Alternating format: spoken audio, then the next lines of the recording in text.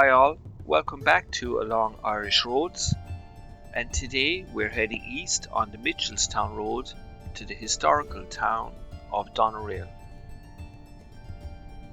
We have a few kilometres before we reach the town itself, as we pass through the Ballyhoura region with its stunning landscapes. Today is the winter solstice, the shortest day of the year, and a day when the sun isn't inclined to make much of an appearance. Doneraile is a small town 8 kilometres east of the main Limerick to Cork N20 road, with a population of just under 1,000 people. It is one of North Cork's most visited places with a surprisingly rich history. The place has connections to literary giants, dark conspiracies and centuries of Anglo-Irish heritage, and according to local legend, also considered the most haunted town in all of Ireland. So the countryside we're coming through here was the basis of Edmund Spencer and the Fairy Queen, one of the longest epic poems ever written in the English language.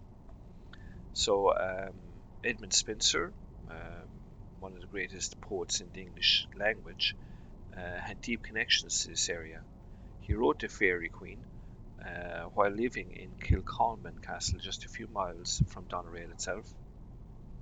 Spencer arrived in Ireland in 1580 as part of the English colonial project. He was given lands confiscated from the Irish and settled at Kilcolman. While there, he became friends with the St. Leger family of Doneraile Court and visited them regularly throughout the 1590s. The rolling Cork countryside, the rivers, the woods, all of this landscape is seeped in his poetry.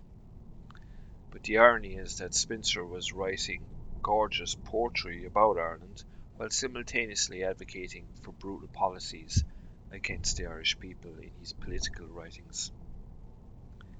His time here ended during the 9 Years' War when Irish forces burned Kilcolman Castle in 1598. Then Spencer fled back to England with his family and died just months later in 1599, reportedly in poverty. But the connection to Doneraile is a complicated piece of Irish literary history, with colonialism and genius intertwined. Another dark aspect or period of this region is the Doneraile Conspiracy of 1829, probably the darkest chapter of Doneraile's history.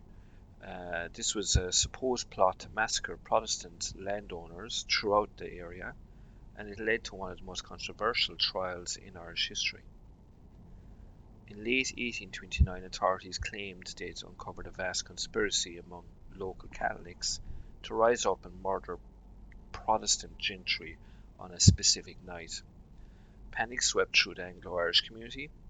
Several local men were arrested and accused of planning a coordinated attack. The evidence was mostly based on paid informers and confessions that were believed to be coerced through intimidation. The trials were a spectacle, with 4 men, including a man named Patrick Daly, eventually convicted and executed by hanging.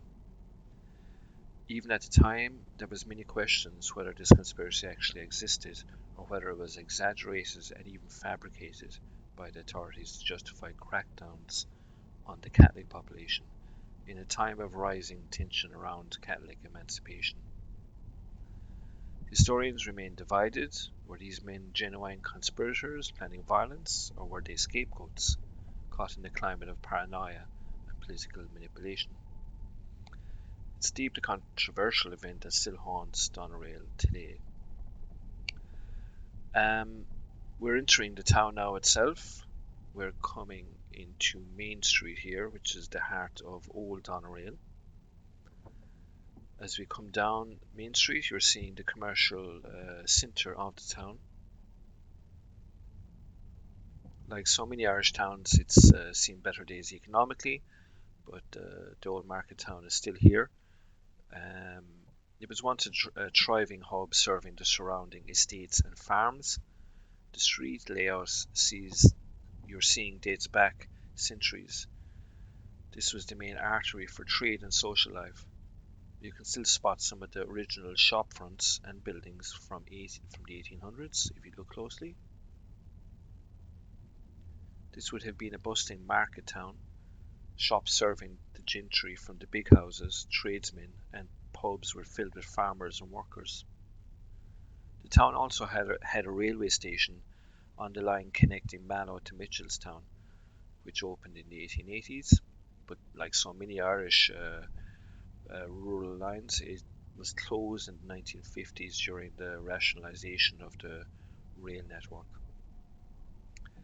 Losing the railway was an economic blow to this town, and it never really recovered after that. Um, but Main Street still has its life. It's quieter now, more residential, but it's the backbone of the community. So Doneraile is also known for the Doneraile steeplechase, where it all began. Um, as far as I'm aware, it ended the actual steeple race itself just up here on the left-hand side. It's a piece of sporting history that you may not know of, but steeplechase racing, that famous form of horse racing with jumps and obstacles, has its origins right here in Doneraile. The story goes that in 1752, Cornelius O'Callaghan and Edmund Blake had a wager. They decided to race their horses cross-country from Buttevant Church to St. Ledger's Church here in Doneraile, about 4.5 miles, and the finish line was the church steeple, which they could see in the distance, and hence the name, the steeplechase. The jumps, they jumped hedges, stone walls, streams, whatever lay between them, and the steeple became a local tradition, and the idea spread. Eventually, steeplechasing became formalized as a sport, and now it's famous worldwide, with the Grand National, the Cheltenham Festival. All of it traces back to the wild race across North Cork.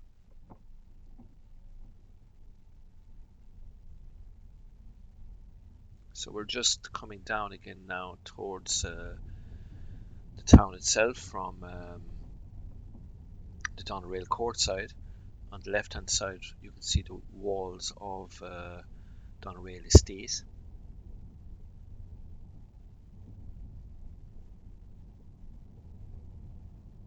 It's a quiet day today. During the summertime this area is very busy. Doneraile Estate some years gets over 500,000 visitors.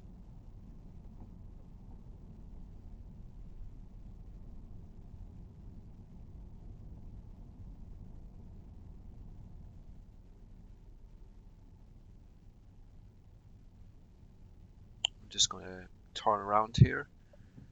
This is the Church of St. Mary, the local Church of Ireland parish church.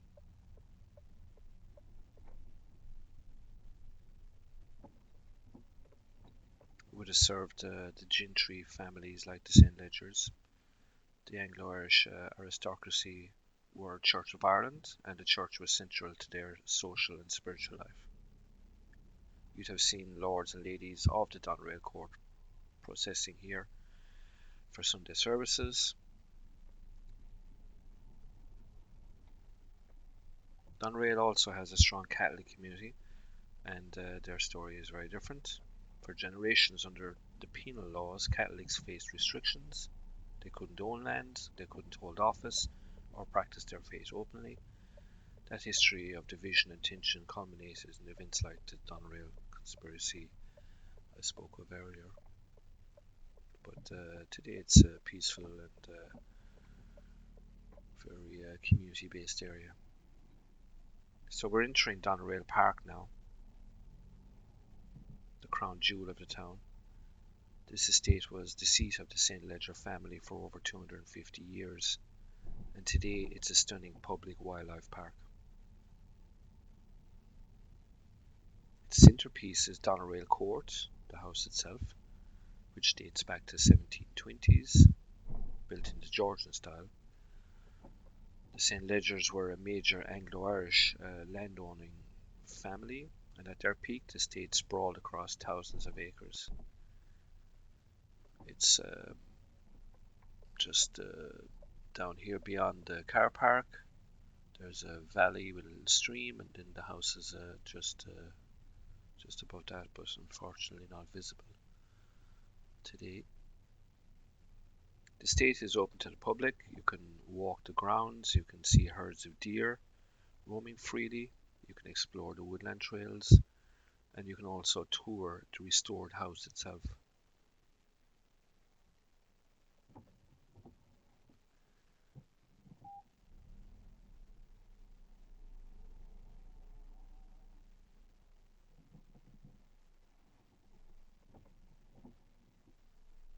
So the house is beyond the tree line here. You can take pathways down to walk beyond the house and into the mini pathways across the park.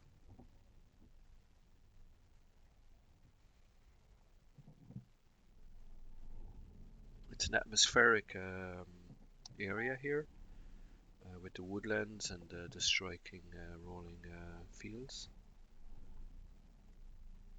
Some people say that it's also haunted, the house that is. Lady Castletown, a great beauty and society figure from the turn of the century, is said to haunt the house. There's a legend of the Mad Lord, one of the brothers who contracted rabies, who was allegedly chained in the attic for years, and his ghost supposedly still lingers here also.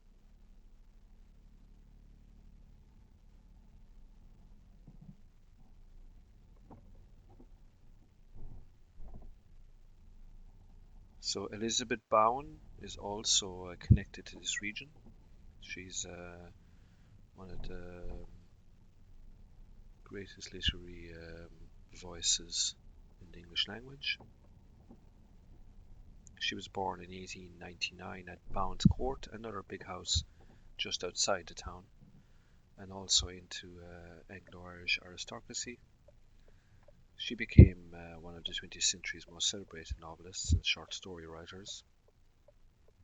She wrote from inside the world of the declining Anglo-Irish gentry, the big house families who dominated Ireland for centuries, but whose time was clearly ending after Irish independence. We're just passing the Albeg River here, which is Spencer's Mulla. Edmund Spencer wrote about it in The Fairy Queen, and he called it the Mulla, which he romanticized as a beautiful mythical stream in his poetry. So back in Main Street again here, we're going to take a right up Convent Road.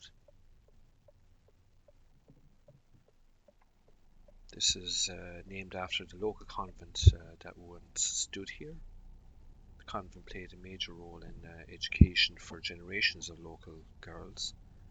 In small Irish towns like Doneraile, convents and religious orders were centerpieces of community life. They ran schools, cared for the sick, and provided social services. Many of these institutions have since been closed as religious vocations have declined and secularization rapidly from the 1990s onwards. The convent sisters were pillars of this community. Their legacy is still remembered by older generations who were educated here.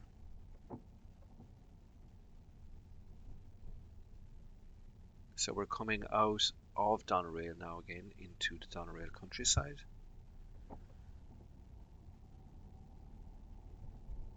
This is the countryside now that would have inspired many of the literary giants like Edmund Spencer and Elizabeth Bowen.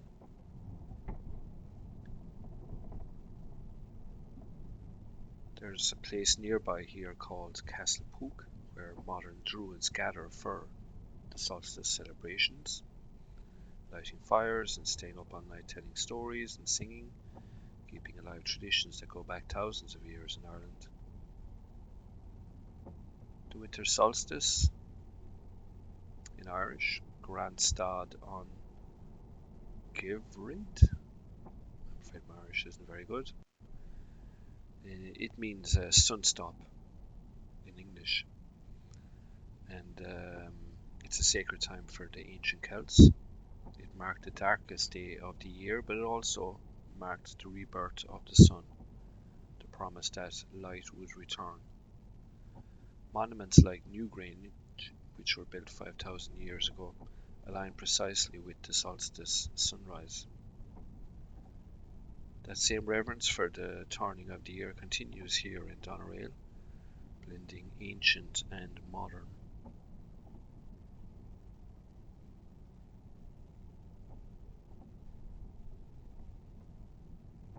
The countryside is very peaceful around here,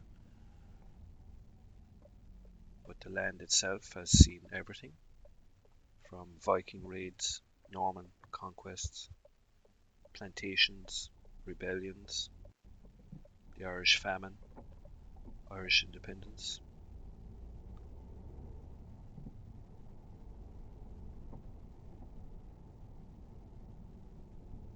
These Irish roads are typical of Ireland decades ago. Would have been considered main roads in areas like this.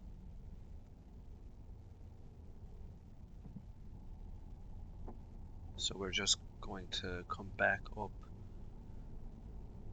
onto the Mitchelstown Road again here. We're doing a bit of a ring. And the Mitchelstown Road again will bring us back down to the town itself.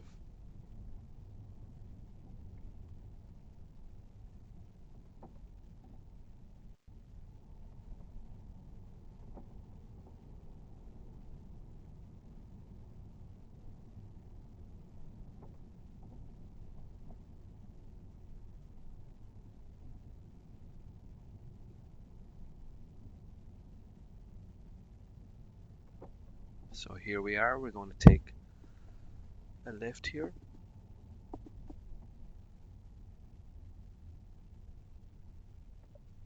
We're going to creep out, make sure it's safe to enter the roadway.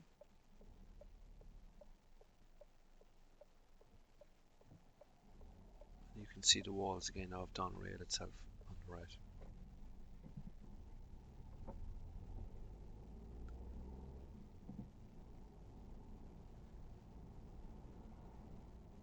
So that's Doneraile itself. If you want to see more of Doneraile, let's say Doneraile Court itself, or maybe a walking tour of Doneraile Park, please comment below. Don't forget to subscribe and also check out our other videos on Along Irish Roads.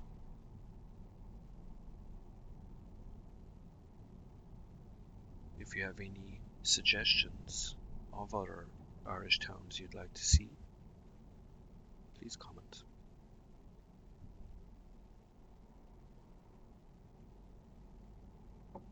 So we're coming back in again to the town itself, a town shaped by Anglo-Irish estates, by literary brilliance, dark historical controversies, and enduring folklore.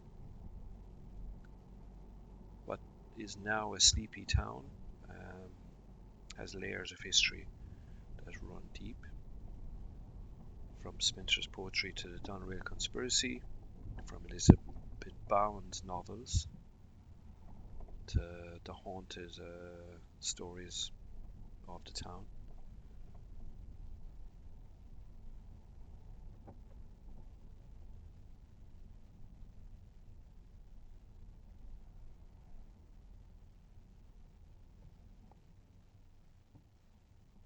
Okay guys, we're going to leave it here. Safe travels and slán go fóill.